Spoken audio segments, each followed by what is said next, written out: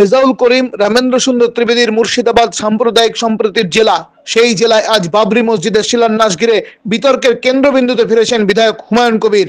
এর জন্য কংগ্রেস নেতা অধীর চৌধুরী তৃণমূল নেত্রী মমতা বন্দ্যোপাধ্যায়ের সমালোচনা করেছেন। তিনি বলেন, অযোধ্যার বাবরি মসজিদ আজও নতুন করে আবার আলোচনায় আসছে দেখতে পাচ্ছি। কমসে কম মুর্শিদাবাদে তা তো আলোচনায় আসছে। এটার নিয়ে আমাদের কোনো বক্তব্য নেই, কারণ এগুলো সব তৃণমূল পার্টির ক্রিয়েশন। তৃণমূল পার্টি নেত্রী মমতা ব্যানার্জি সে নিজেকে বড় হিন্দু প্রমাণ করার জন্য সে পুরী থেকে জগন্নাথ দেবকে নিয়ে আসছে পশ্চিমবঙ্গে, মহাকালকে নিয়ে আসছে পাহাড় থেকে সমতলে, দুরুঙ্গাঙ্গন তৈরি হচ্ছে।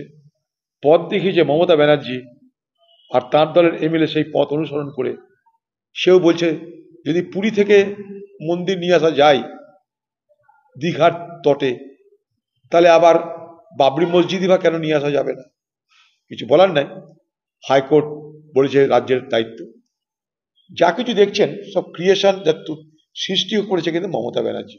অর্থাৎ মমতা ব্যানার্জির রাজনৈতিক ভাবনার গর্ভে আজকে এই ভাবনাকে লালিত পালিত হতে আমরা দেখেছি।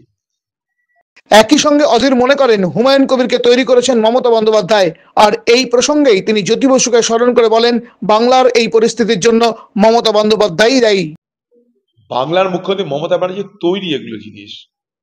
মানে এই হুমায়ুন কবিরকে তো তার জন্মদাত্রীকে মমতা ব্যানার্জি আমাকে হারানোর জন্য তাকে ব্যবহার করলো। সে হুমায়ুন কবির আজকে বলছে সেটা, যে হিন্দু মুসলমান দাঙ্গা করিয়ে অধীর চৌধুরীকে হারানোর ব্যবস্থা করেছি আমি। মুখ্যমন্ত্রী কথাই করেছি।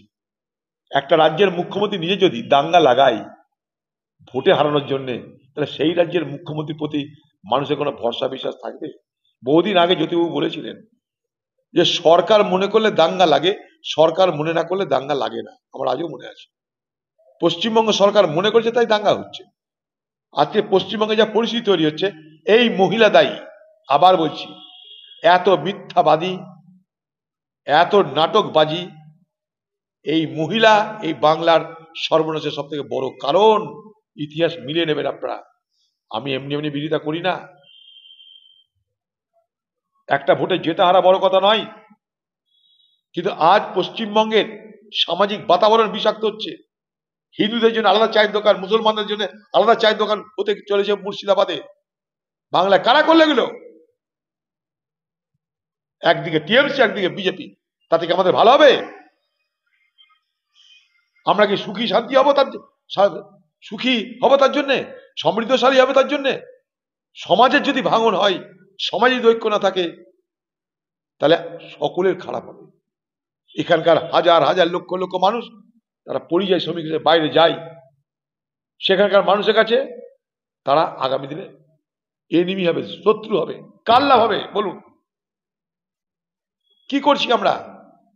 শান্তিপূর্ণভাবে আলোচনা করে কেন সমাধান করা গেল না?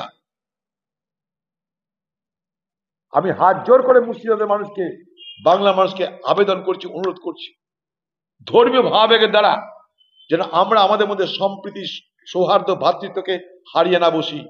আমার মনে হয় এই মুহূর্তে এটা যেটা জরুরি কাজ সেটা হলো এইটা।